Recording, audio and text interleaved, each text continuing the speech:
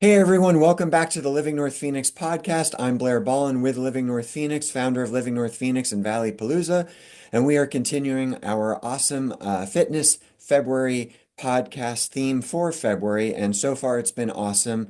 I've had on some great guests, and very much looking forward to today's guest, Christopher Wilson, as well as next week, and the awesome information that we've had. Just as a couple tips and reminders, make sure that you're staying engaged in the Phoenix or the Living North Phoenix Facebook group, as well as subscribe to our newsletter on our website, looking at our events calendar. We've had and have some amazing events coming up, highlighted by our main event in April, on April 19th, Valleypalooza. If you don't know about it, go to valleypalooza.com. So, as I mentioned, we're here with Christopher Wilson today. So, Christopher, tell us a little bit about what you do, who you are, and welcome to the show. Absolutely. Thank you so much for having me. Yes, my name is Christopher Wilson, and my business is called CWTotalBody.com. I am a fitness instructor that works out of a private gym in North Scottsdale. I've been with the owner for 16 years, and I also have worked in the medical field in physical therapy for over 10 years. And what I do is I take my medical approach to fitness, and I specialize in helping people to stabilize their bodies as well as be more limber and more flexible, especially with seniors that are active 55 plus that play pickleball, golf, and also tennis.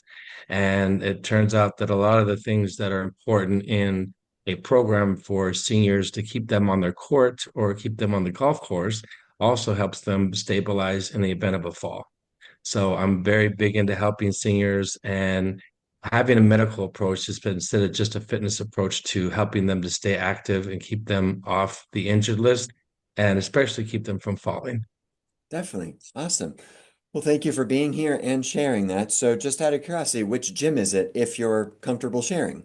Absolutely. The gym is called the Scottsdale School of Fitness and Combine, and it is right behind the Scottsdale Quarter. Oh, very nice. Okay. So walk me through this because this is really interesting to me and the timing is great, not because, we're doing Fitness February, but so I'm going to be 50 in a year, a year and a week. And when I was growing up until about the age of 22, 25, somewhere in there, um, I went to the gym or I was more active. And then since then, a lot more desk sitting, sedentary type lifestyle. And as Right. of maybe I guess 2 weeks ago, I rejoined a gym that I used to be a part of with an emphasis on working on something. And I'm not trying to take away your time and make this about me, but I think this is very relevant, is really recognizing that my core and stability were way or are way off. And as I grow older, as we all are, but approaching that 50 mark and then beyond that the risk for falls and injuries becomes that much greater and the damage that can happen to the body. So walk us through like the mentality of the importance of having that strong core, being more stable, and exercise and the approach you take.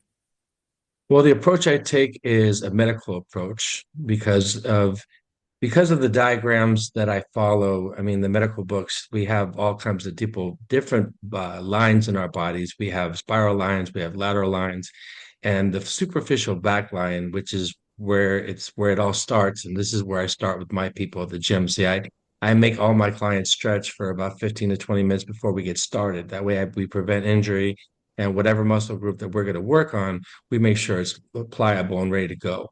So with my approach is to make sure that people have stability at their knee, stability at their ankle, and stable pelvis. And the thing is, what a lot of people need to understand is that the core is not just your abdominal cavity. Your core is your low back, your abdominal cavity, and your pelvis. And in certain diagrams, they also have the scapulus, and it's drawn like an anchor, if you will. And the thing is, you have to be able to engage it. And that doesn't mean just training and doing ab exercises, but the ability to engage your heel when you step and when you exercise and when you stabilize helps you to engage your pelvis, which engages all the rest of it.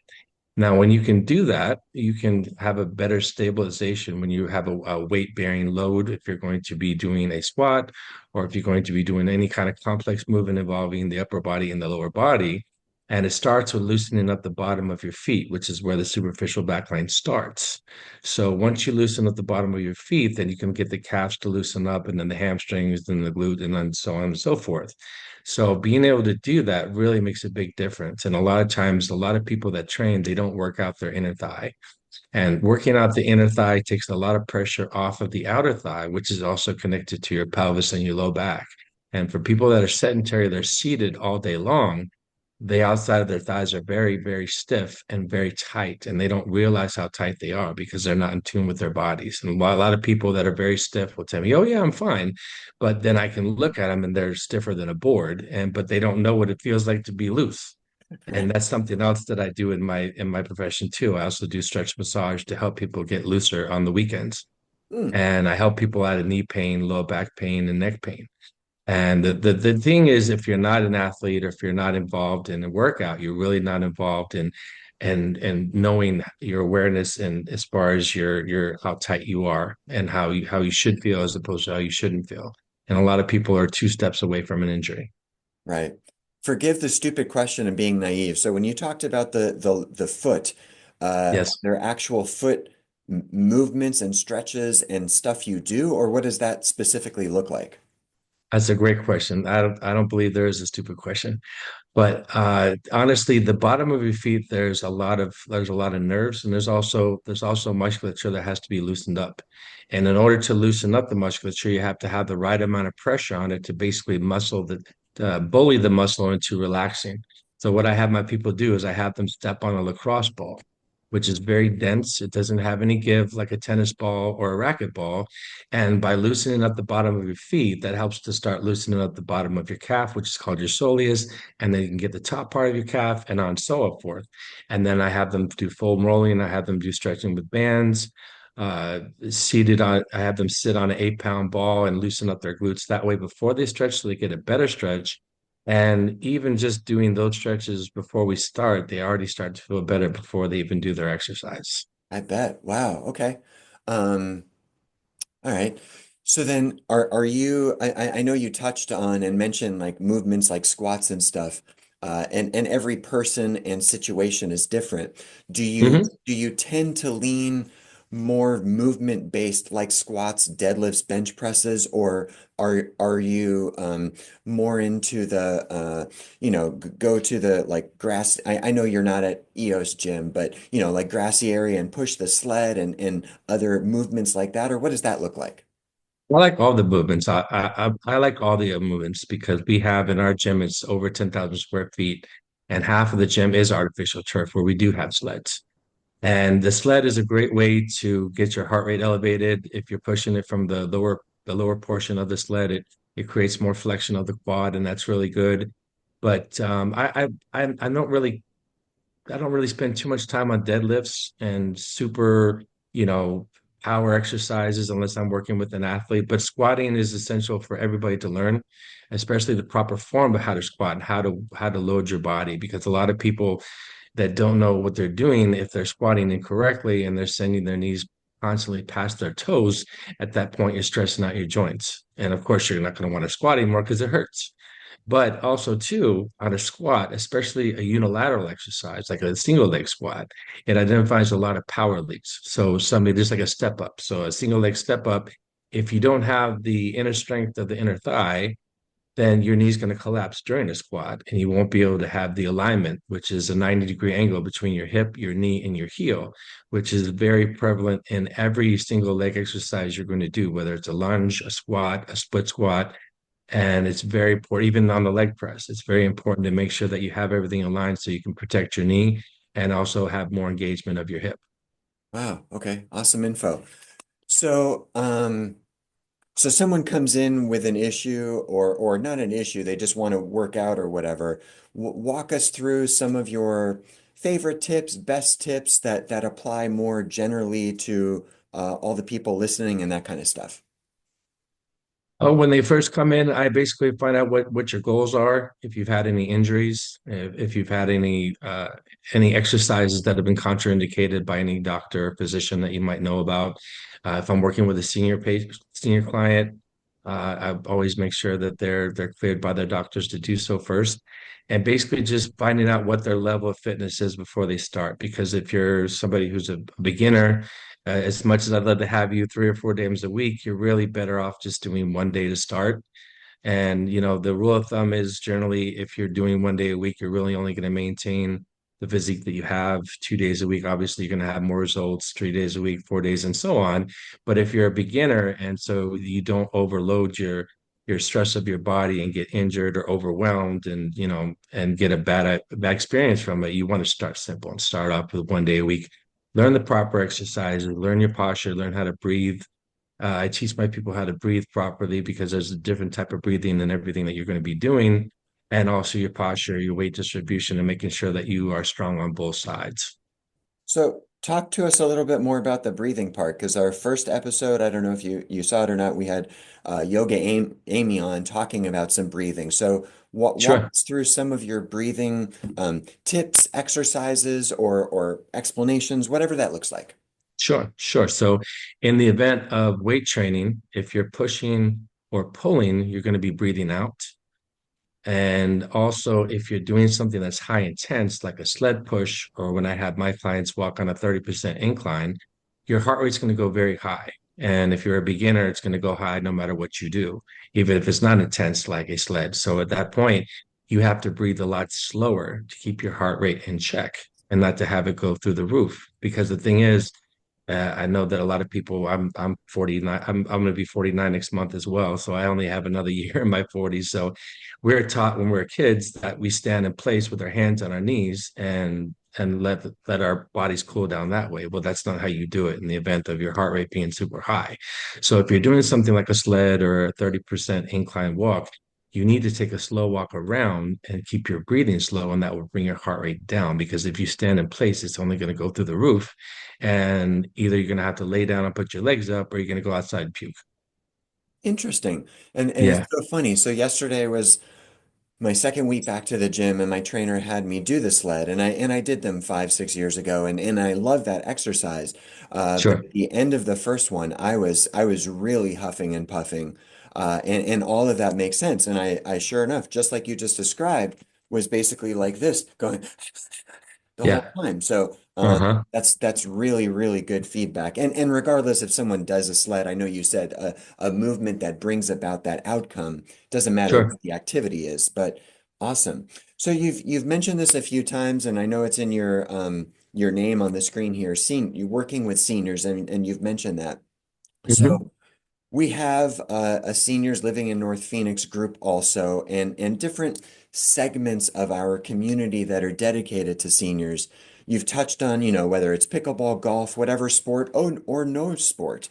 Um, and obviously stability, core, preventing injuries as we get older, all that stuff is super, super important. Walk us through, maybe let's start with a senior approaches you, wants to work out, but maybe they're too afraid to go to the gym. Too many people around. They're too worried about something. Walk us through how you would talk to them, comfort them, issues you've come about, whatever that looks like. That's a great point to make, and that's why I developed my program A Plus Seniors that I sell through my website. And the program, there are 12 different stretch videos that I instruct myself. I had a film crew come into the gym when it was closed, and also 8 different exercises. And it comes with every piece of equipment you need where you can do it at home. And I'm basically your trainer in your living room. And the thing is, these are not super hard exercises for seniors, but they're very effective because the majority of the exercises that are designed for seniors in a lot of these programs only concentrate in 2 different planes, forwards and backwards. Well, our bodies move in 4 planes. So you have to be able to move forward, backwards, left, and right. Also, in whether you're playing a sport or you're picking up a grandkid or you're reaching for something, you're going to do what they call rotation, which is your upper extremity is going to rotate to your right or to your left, and your lower body, your lower body is going to be in place. Well, if you can't do that without looking down or reaching for something, that can also, you know, make your chances of a fall increase. So I go over rotation. I go over all the stretches that I make my clients do in the gym in my video with all the programs, and not just that, but with the program, having blocks under your heels, which is what's one of the things that's included in the program, gives the seniors an extra support for their ankles Hmm. so they can engage their heel more and have that stability before they get a little stronger or a little looser in the calf area. Oh, that's awesome. You mentioned you have a website. Feel free to plug it. So what is it? Yes, sir. Yes, sir. My program is called A Plus Seniors, and my website is called cwtotalbody.com. Okay. Um, this has been very, very informative so far. So what else would you like to add that either we haven't talked about or that you wanted to talk about? I wanted to put it out there that I'm looking to be part of more senior communities and go out there and just basically talk to them and volunteer my services to help them Wow. and really educate the seniors and the senior athletes, the active 55 plus, because it doesn't do you any good to start trying to do a program once you're already on a walker or already in a cast or in a wheelchair. You have to get these people when they're still active and keep them active because what we want to do is we want to, prolong their lives. I don't know about you, but if I had grandparents, I would still want them to be here. And I want my dad to be here as long as I can. And he's 76. God bless him. Absolutely, I'm with you 100%. And I'll say for those that are watching or listening to this now, Chris and I have never met before. When we started the podcast, this was our first time face to face. I will say, excuse me, you have an infectious smile. So just Thank you. someone that shows up to train with you or that you have as a client, I would only also imagine that also radiates to them to be able to want to do more. Yeah, this has been awesome, and I'm sure your clients are grateful, and the gym is grateful to have you. Thank you. Yeah, you're welcome. This has been awesome for me. Anything else that you'd like to talk about or mention? Let's do some more contact info so people know how to get a hold of you. Sure, sure. You can reach me at 480-273-9483, or you can email me at chris@cwtotalbody.com. And I will definitely get back to you if you have any questions, if you have any concerns, if you need any help, I'm always available. And I really look forward to getting the word out to help seniors and help them keep the number of people on pickleball as it gets more and more popular, keep them on the court and show them how to be able to move laterally, forwards, backwards, and be strong every time they put the heel down. And this is another thing that a lot of people don't think about. And in my years of physical therapy, one of the things I had to do was called gait training. And gait is a fancy way to say how you walk, if for people who don't know. So the normal gait or average gait, I should say, is a heel strike, a mid stance, and a toe off. But a lot of people, when they walk, especially athletes, they skip the heel strike altogether. A lot of them will go straight to the mid stance, or they'll just do toe off, period. So, in an athletic stance, when you're exploding left and right and forward and backwards, you're using a lot of toe. Well, when you lose a lot of toe, you're over plantar flexing your toes and overusing your calves. Well, when your top of your calf gets super tight from over plantar flexing using your toes, you're also pulling on that knee. And if you combine the tightness from the outside of your thigh combined with the tightness of your calf, you're going to have knee instability, especially if you don't have an inner thigh that's strong enough to keep it from being pulled out laterally. Wow. So So that's something to consider. absolutely, yeah, and this is really cool to me because years ago, back in my uh, late teens, when I was into bodybuilding and stuff, which really just meant working out, and my workouts usually were just like squats, deadlifts. I was never a fan of chest exercises, but regardless, I happened to meet this guy who at the time was a famous, I think Johns Hopkins person, whatever that means, and From the university? yeah. And Nice. Bill Starr maybe is his name. Okay. Years ago. But anyway, he was talking about the importance of working the inner thigh and outer thigh, and there were machines Yes. and there are machines that do it. But it was so funny Hmm. because so many teens especially were like, we got to do the squats to just be strong or do whatever. But the importance of the inner outer thigh was not really discussed like it is today for things like these discussions and stuff like that. So it's super important, and I'm glad you brought it up.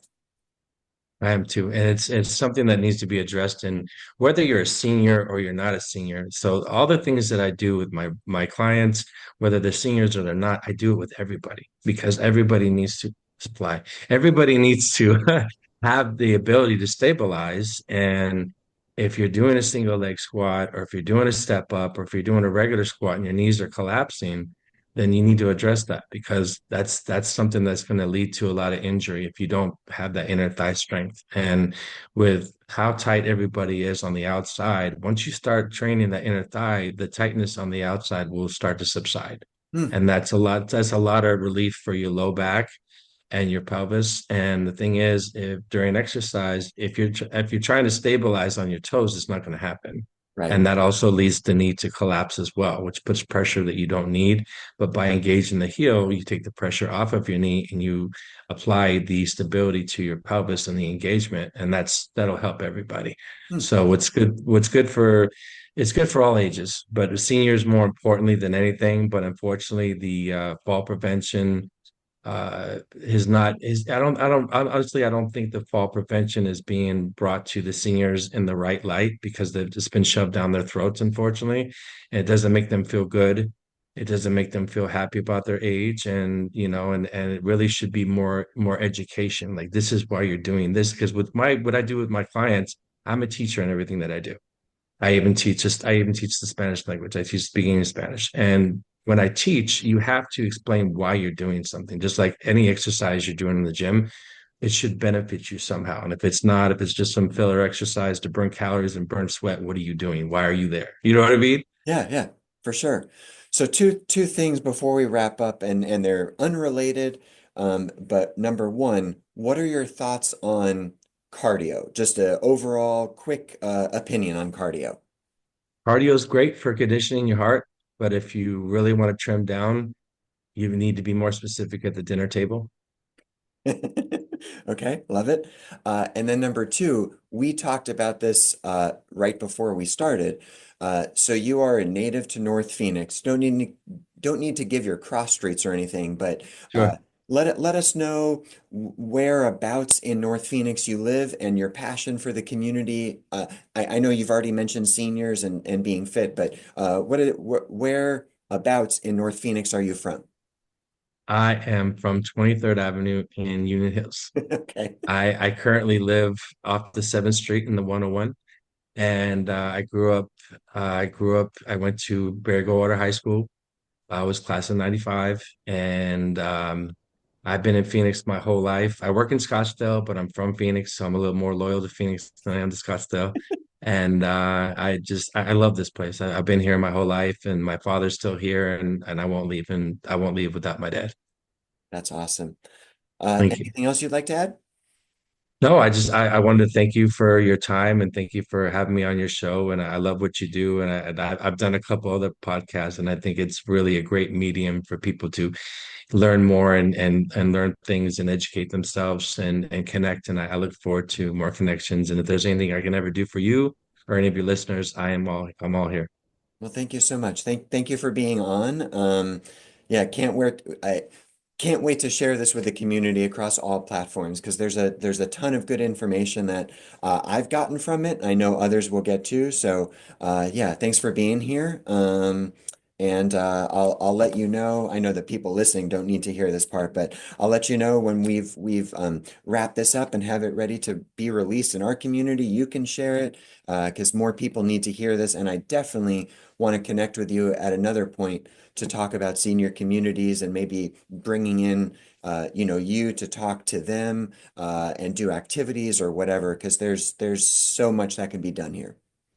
Be great, and it'd be my pleasure because the simplest things to me are very difficult to a lot of people, but as long as you explain it properly, it's not overwhelming, it's not too much, and they'll see a lot of value in it, but it has to be brought to them in the right manner. And I'm at your service. Huh. Thank you so much, and thanks again for being on. Absolutely, buddy. Have a great day. You too. Take care. Thanks.